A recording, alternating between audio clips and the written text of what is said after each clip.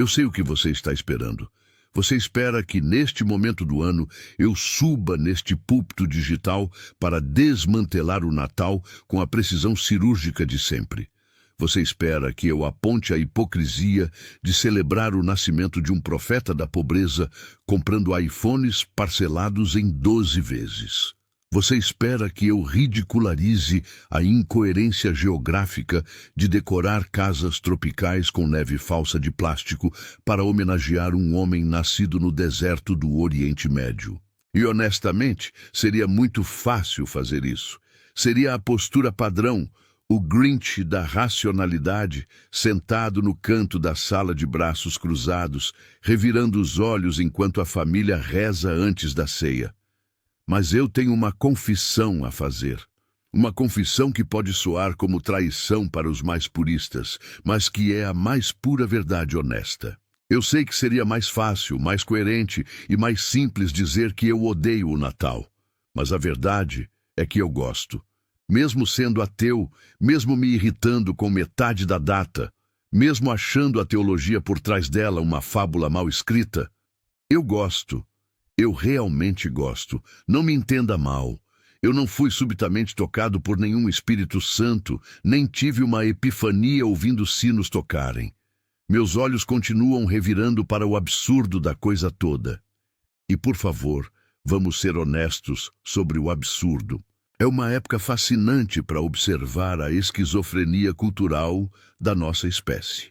Pegamos um filósofo itinerante judeu que pregava o desapego radical aos bens materiais, que dizia para vender tudo e dar aos pobres, e o transformamos no garoto propaganda do capitalismo global.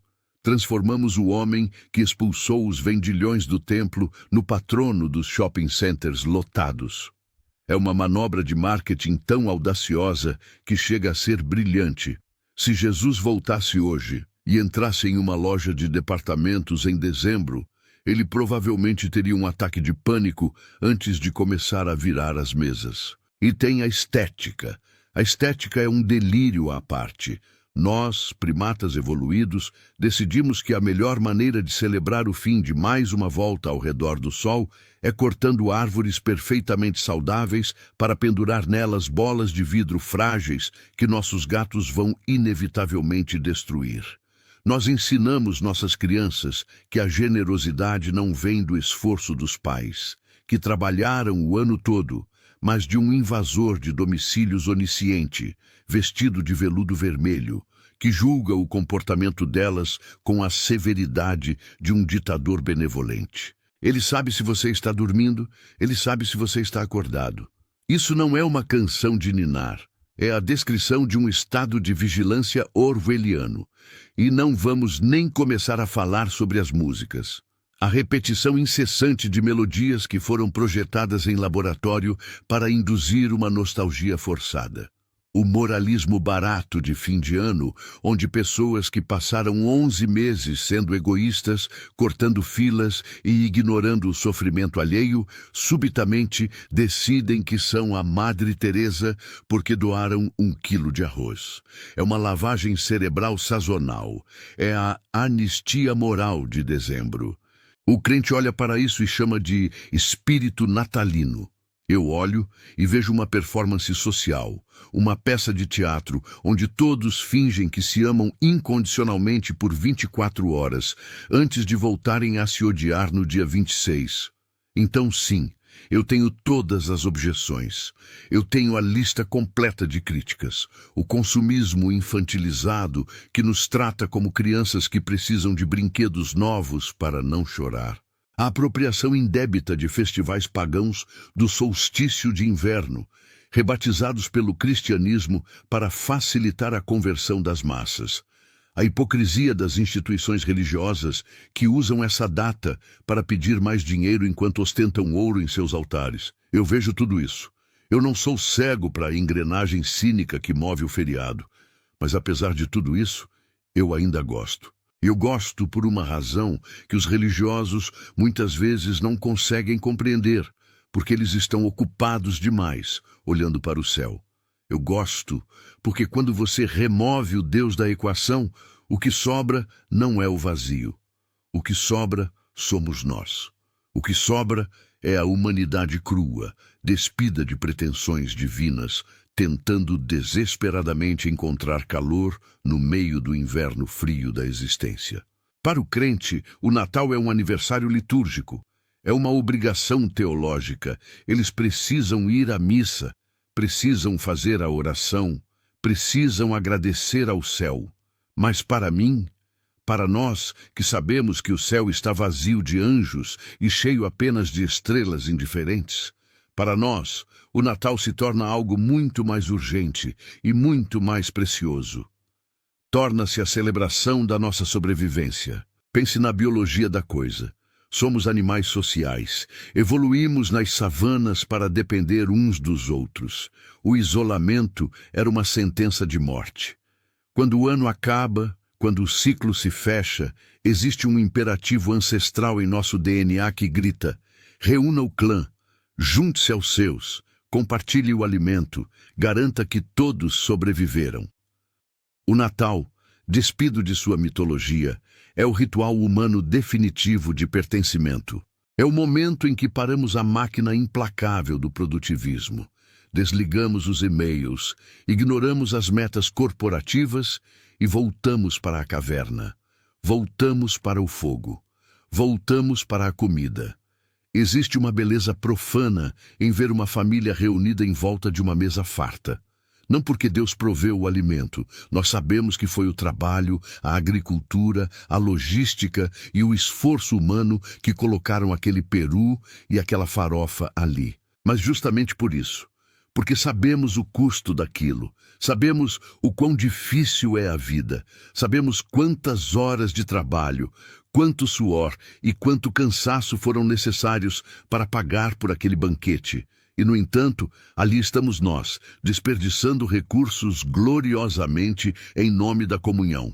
É um ato de desafio contra a escassez do universo. O crente dirá: mas sem Jesus, o Natal não tem sentido. Eu discordo veementemente. Sem Jesus, o Natal ganha um sentido ainda mais especial.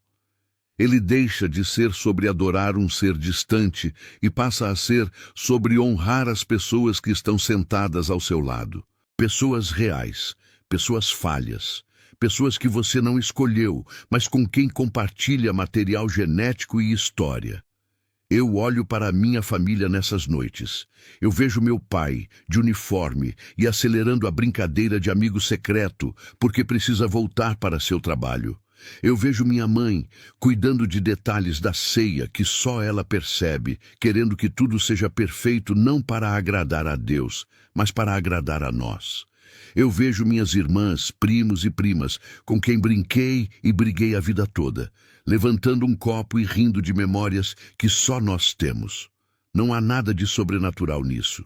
Vejo a felicidade da minha noiva conversando sobre os enfeites faraônicos espalhados pela cidade e fazendo planos estroboscópicos para a decoração de Natal do nosso futuro lar. E é exatamente por isso que é mágico. A magia não é uma virgem dando à luz. A magia é o fato estatisticamente improvável de que, em um universo caótico e hostil, este grupo específico de primatas conseguiu se encontrar, se manter vivo e se reunir nesta data específica para compartilhar carboidratos, proteínas, álcool e afeto. O ateísmo não rouba a alegria do Natal, ele a destila. Ele remove a obrigação de sentir culpa e deixa apenas a gratidão. Eu não preciso me sentir culpado por um sacrifício cósmico. Eu não preciso me preocupar se estou orando da maneira certa. Eu só preciso estar lá, presente. E há algo sobre a atmosfera. Mesmo a propaganda, mesmo o consumismo, criam um cenário. As luzes piscando nas varandas. Eu sei que são LEDs baratos fabricados na China. Mas quando eu ando pela rua à noite e vejo as casas iluminadas, eu não vejo idolatria. Eu vejo humanos tentando espantar a escuridão. Eu vejo um sinal de que ali, naquela casa, alguém se importou o suficiente para subir numa escada e pendurar luzes só para dizer ao mundo: aqui há vida, aqui há celebração. É um grito de resistência contra a noite. Nós, céticos, muitas vezes caímos na armadilha de achar que, porque entendemos como o truque de mágica é feito, não podemos apreciar o show. Sabemos que o amor é uma reação química, oxitocina, dopamina, serotonina. Sabemos que a nostalgia é um mecanismo de defesa cerebral. Sabemos que o sabor da comida é apenas interação molecular nas papilas gustativas, mas saber a química não torna o vinho menos saboroso. Saber a biologia não torna o abraço da minha madrinha menos reconfortante. Pelo contrário, saber que não há mágica torna a realidade ainda mais impressionante. O Natal do ateu é, paradoxalmente, o Natal mais honesto. Nós não estamos lá para garantir nosso lugar no céu. Nós não estamos lá por medo do inferno. Nós não estamos lá porque um livro sagrado mandou. Estamos lá porque queremos. Estamos lá porque reconhecemos que o tempo é o recurso mais escasso que existe. E é aqui que a crítica religiosa falha miseravelmente ao tentar nos atacar. Eles dizem, vocês não acreditam em nada, então a vida de vocês é vazia. Eles não entendem. Porque eu não acredito na eternidade, cada momento se torna infinito em sua importância. Quando eu me sento à mesa com meus familiares, eu não tenho o consolo da mentira de que nos veremos para sempre na glória. Eu tenho a verdade brutal e bela de que este pode ser um dos últimos natais com eles. Eu tenho a consciência aguda da finitude, e essa consciência faz com que eu preste atenção. Eu ouço as histórias repetidas com mais paciência. Eu saboreio a comida com mais intensidade. Eu olho para os rostos deles e tento memorizar cada ruga, cada expressão, cada risada. A religião, com sua promessa de vida eterna, na verdade, barateia o momento. Se você tem trilhões de anos para passar com alguém no paraíso, qual é a pressa? Qual é a importância de hoje? É apenas uma gota no oceano da eternidade. Mas se isso é tudo o que temos, se esta vida, esta consciência, este breve flash de luz entre duas escuridões eternas é a única chance que temos de estar juntos, então este jantar não é apenas um jantar. É um evento sagrado, no sentido secular da palavra, é irrepetível, é único. Então sim, eu tenho minhas críticas.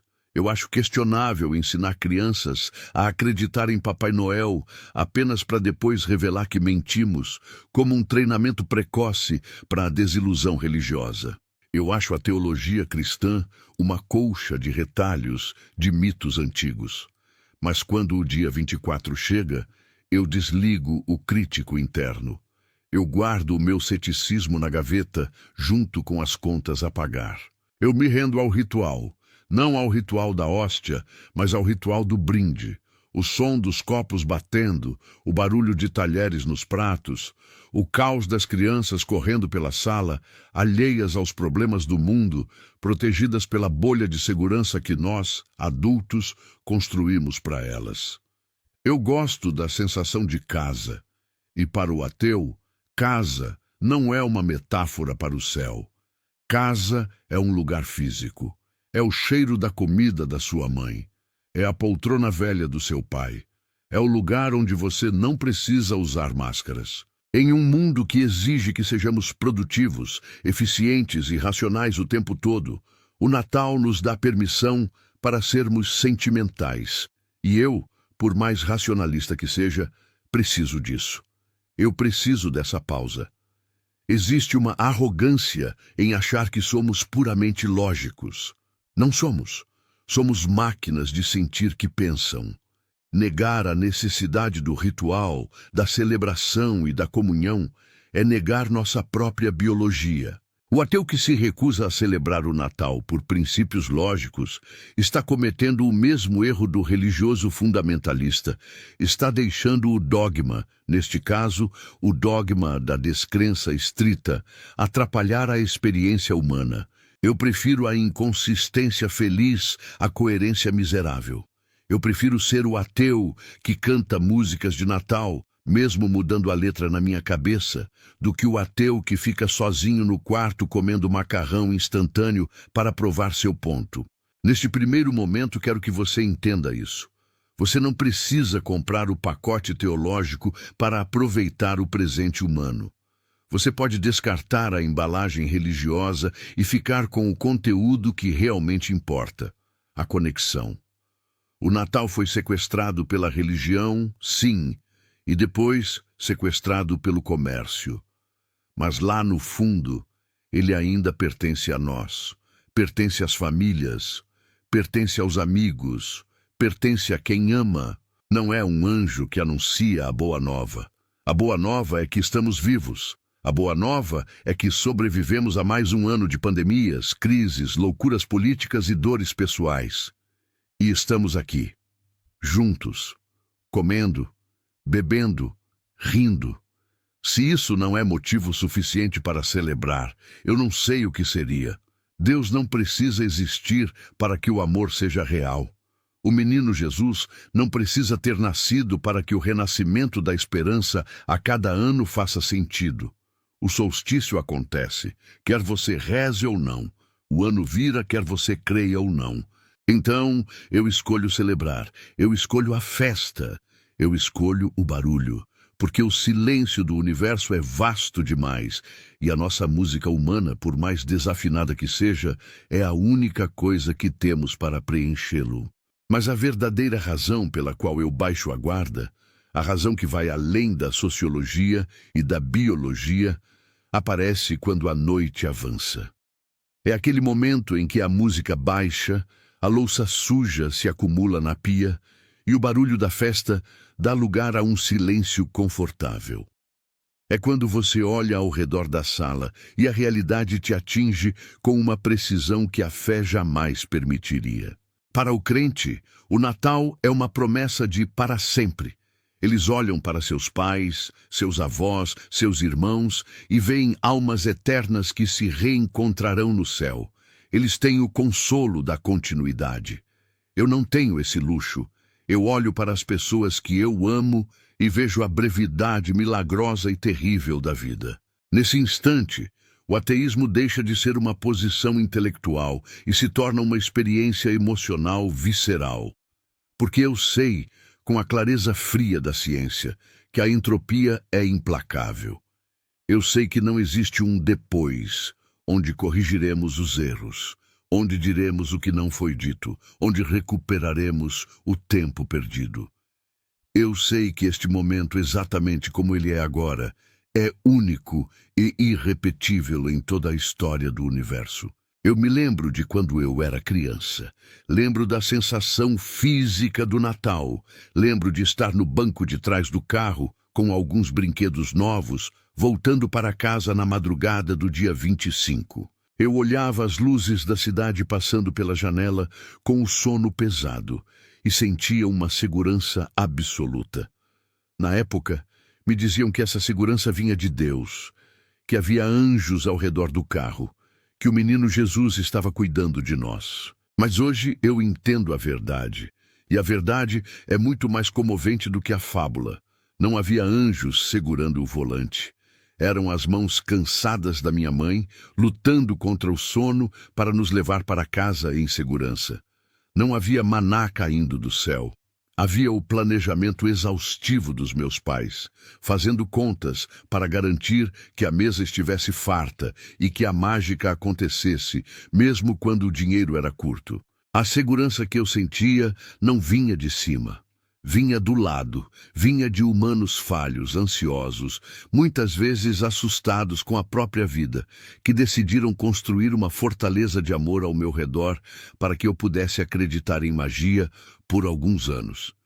Eles eram os deuses do meu universo, e eles sustentaram o mundo nas costas, sem superpoderes, apenas com esforço. E agora eu sinto uma gratidão que nenhuma oração poderia expressar, porque eu sei que o tempo está se invertendo. As fortalezas estão envelhecendo. A religião tenta nos vender a ideia de que a morte é uma vírgula. Não chore, dizem eles. É apenas um até logo. Mas isso para mim é um roubo. Isso rouba a gravidade do amor. Eu prefiro a dor da verdade. Eu penso, isso vai acabar. E porque vai acabar, cada segundo vale ouro. Se eu acreditasse na eternidade, eu poderia me dar ao luxo de me distrair agora. Eu poderia olhar para o celular. Eu poderia relevar a conversa. Afinal, teríamos trilhões de anos para conversar no paraíso. Mas como eu sei que a eternidade não existe, largo o celular. Eu me sento mais perto. Eu pergunto sobre aquela história da infância deles que eu já ouvi 1000 vezes e ouço como se fosse a primeira vez. Eu gravo a voz. Eu decoro a risada. Eu tento, desesperadamente, memorizar a textura do abraço. Porque eu sou o único guardião dessa memória. Quando todos se forem, não estarão em uma nuvem tocando harpa. Eles estarão em mim, nas minhas sinapses, na minha saudade. Eu sou a vida após a morte deles. Existe uma cadeira vazia em muitos natais. Alguém que já se foi. O crente olha para a cadeira vazia e diz, ele está festejando com Jesus. Eu olho para a cadeira vazia e sinto o peso colossal da ausência. E nesse peso eu encontro a medida exata do amor que eu sentia. O luto é o preço que pagamos por ter amado alguém mais do que a nós mesmos. E é um preço que um dia pagarei com honra. Não quero o consolo barato de achar que eles estão em um lugar melhor. Eu quero a dignidade de sentir a falta deles aqui, no lugar onde eles faziam falta, na mesa, rindo, vivendo. É por isso que o Natal do ateu é tão carregado de emoção, porque nós estamos celebrando na beira do abismo. Nós acendemos as luzes, comemos e bebemos, sabendo que a escuridão é o estado natural do cosmos e que a nossa luz é breve. Isso não torna a festa triste, torna a festa urgente, torna a festa um ato de resistência. Eu penso em todas as discussões, nas diferenças políticas, nas mágoas antigas, e tudo isso parece tão pequeno diante da finitude. A ausência de Deus me obriga a perdoar agora. Eu não posso deixar para perdoar na outra vida. Eu não posso esperar pela justiça divina. Eu tenho que fazer as pazes hoje, antes que a sobremesa acabe, antes que o carro parta, antes que o coração pare. A urgência do ateísmo é o maior presente que eu poderia receber. Ela me obriga a amar no presente do indicativo. No Natal, eu imagino, às vezes, o que eu diria se pudesse escrever uma carta para o universo. Eu não pediria salvação. Eu não pediria milagres. Eu diria apenas obrigado por este acaso estatístico improvável. Obrigado por permitir que, em meio a galáxias mortas e vácuo frio, estas pessoas específicas tenham existido ao mesmo tempo que eu. Que nossas linhas do tempo tenham se cruzado. Que eu tenha podido segurar a mão deles. Quando a meia-noite passa e as visitas começam a ir embora, há aquele abraço de despedida na porta. Para o crente é um até amanhã. Para mim, lá no fundo, há sempre um sussurro de e se for o último? E esse sussurro me faz abraçar mais forte, me faz demorar um segundo a mais, me faz dizer eu te amo, sem a vergonha que a rotina geralmente impõe. Nós não precisamos de um menino na manjedoura para nos ensinar sobre fragilidade. Nós temos a nossa própria fragilidade, exposta e crua. Nós somos feitos de poeira de estrelas que ganhou consciência por um breve instante, aprendeu a amar e vai voltar a ser poeira. E nesse intervalo, nesse breve intervalo de luz, nós fizemos uma ceia, nós trocamos presentes, nós rimos até a barriga doer. Nós criamos um abrigo uns para os outros. Não é um anjo que me espera quando a festa acaba. Não é um salvador descendo das nuvens para resolver meus problemas. São eles. São os cheiros que impregnam a casa e a minha memória. É o som da respiração de quem eu amo, ainda vivos, ainda aqui. Isso para mim sempre foi o suficiente. Mais do que suficiente. É tudo o que existe e é tudo o que eu preciso. Eu gosto do Natal. Eu sei, é contraditório, é sentimental. Mas eu gosto, porque é a única época do ano em que a gente admite, sem medo, que a única coisa que nos salva da escuridão absoluta não é Deus. Somos nós. Apenas nós. E por enquanto, Enquanto as luzes piscarem e os corações baterem, nós somos o milagre.